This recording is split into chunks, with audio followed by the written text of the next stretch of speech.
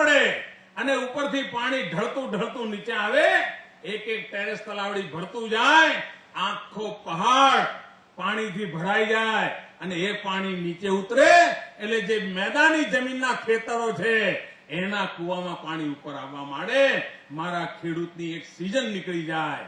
આના માટેનું મોટું અભિયાન ટેરેસ તલાવડીનું આપણે ઉપાડ્યું છે. આપણે ધ્યાન આપીએ કે આપણા ગામની આસપાસ કઈ ટેકરો છે, આ ટેકરા પર ટેરેસ તલાવડીઓ બનાવી શકાય. અને સ્વર્ણિમ ગુજરાતની અંદર આવા નાના મોટા બધા ટેકરા, હમણાં પ્રયોગ કર્યો ચોટીલામાં 10,000 કરતા વધારે આવી ટેરેસ તલાવડીઓ બનાવી શક્યા આપણે ચોટીલાના પર્વત. હવે જયારે પહેલો વરસાદ આવશે, આ નાના તલાવડીઓ ભરાશે અને એ પાણી આખા ચોટીલાના પર્વતને લીલુંછમ કરવા માટે કામ આવશે અને નીચે ઉતરશે તો નીચે મેદાની જે તળાવો છે, કુવાઓ છે, એમાં પાણી ઉપર આવવા માંડશે. ભાઈઓ બહેનો, સહેજ બુદ્ધિપૂર્વક પ્રયત્ન કરીએ તો આપણે આપણી કાયમી પ્રશ્નોનું નિરાકરણ કરી શકીએ એમ છે. અને સ્વર્ણિમ જયંતિનો સિદ્ધાંત જ એક છે કે લોક ભાગીદારીથી, લોક શક્તિથી, લોક ઉમંગથી, લોક ઉત્સવ દ્વારા ગુજરાતને વિકાસની નવી ઊંચાઈઓ પર લઈ જવું, આ જ સંકલ્પ લઈને આપણે આગળ વધી રહ્યા છીએ. આ મારી લોક શક્તિ છે. આજે કદાચ 2300 કરતા વધારે ગામના લોકો અહીંયા હશે. આગામી 7-8 દિવસમાં 18,000 ગામના પ્રતિનિધિઓ અહીં આવ્યા હશે. એક સંદેશ લઈને જશે કે 50 વર્ષમાં નથી થયું એટલું કામ 1 વર્ષમાં કરી બતાવવું છે. આપણા ગામને શાનદાર, જાનદાર બનાવી દેવું છે. અને આ બધું શક્ય બને એમ છે. બધું શક્ય બને એમ છે. ગુજરાતના અનેક ગામડાઓએ ઉદાહરણરૂપ અનેક ઉત્તમ કામો કરેલા છે. એને આપણે કરી બતાવવું છે. આપણે એક અભિયાન ઉપાડ્યું છે ગુણોત્સવનું. પહેલા આપણે અભિયાન ઉપાડ્યું શાળાના ઓરડા બને, પછી અભિયાન ઉપાડ્યું શાળામાં શિક્ષકોની ભરતી થાય, પછી અભિયાન ઉપાડ્યું શાળાઓને સાધનો મળે, કોમ્પ્યુટર મળે, ચોક મળે, ડસ્ટર મળે, બધી વસ્તુઓ મળે. પછી અભિયાન ઉપાડ્યું શાળામાં સંડાસ બાથરૂમ ના આવતું એ બનાવીએ.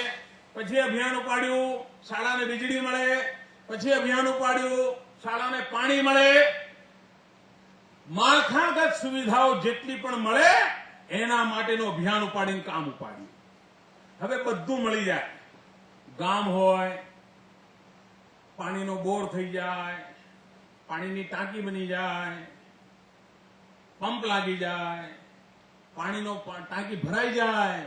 પણ જો ઘર સુધી પાણી ના આવે, મોહલ્લા સુધી પાણી ના આવે તો ટાંકી શું કામની ભાઈ? એ કામની ઘડી નકામી ને.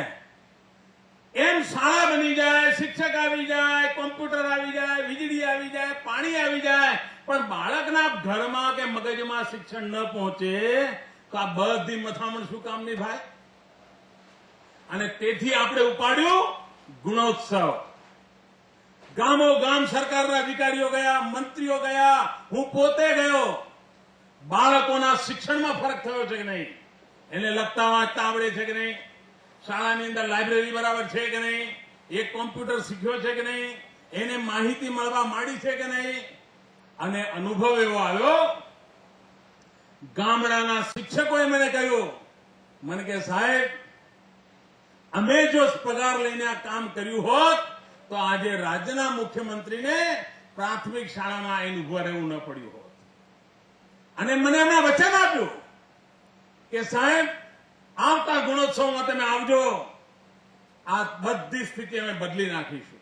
અને મને માહિતી મળે છે કે ગામડામાં શિક્ષકો, રિટાયર્ડ થયેલા શિક્ષકો, ગામડામાં થોડું વધારે ભણેલા આગેવાનો બધા લાગ્યા છે હમણાં કે ભાઈ આપણી શાળા સારી હોય.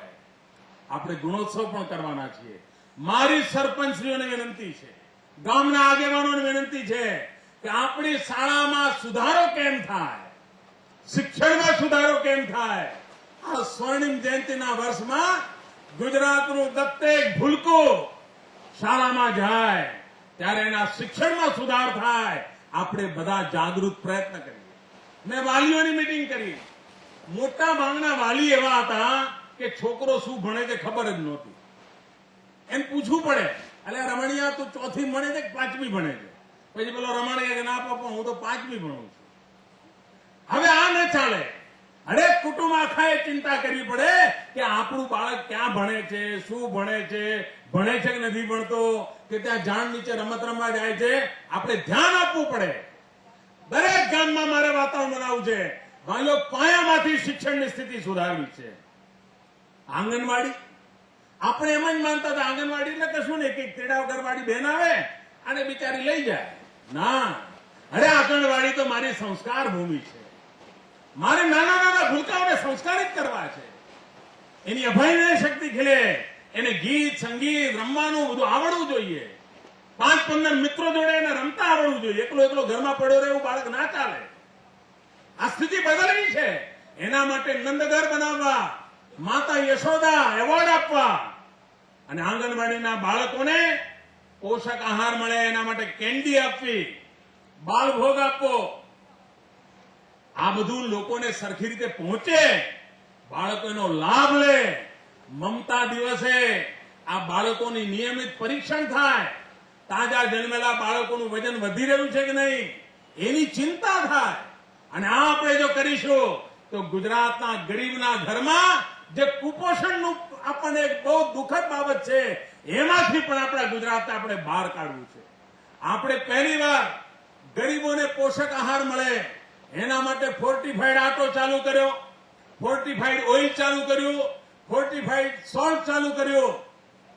એને પોષક આહાર મળે જેથી કરીને ગામડાની અંદર શાકભાજીના ભાવે તકલીફ થતી હોય, પ્રોટીનના ભાવે તકલીફ થતી હોય તો એમાંથી એ કુટુંબોને બહાર લાવવા માટે શરીરમાં જે જરૂરી તત્વો છે એ તત્વો પૂરા પાડવાનું કામ આપણે પોષક આહારનું અભિયાન ચલાવીને કરી રહ્યા છીએ.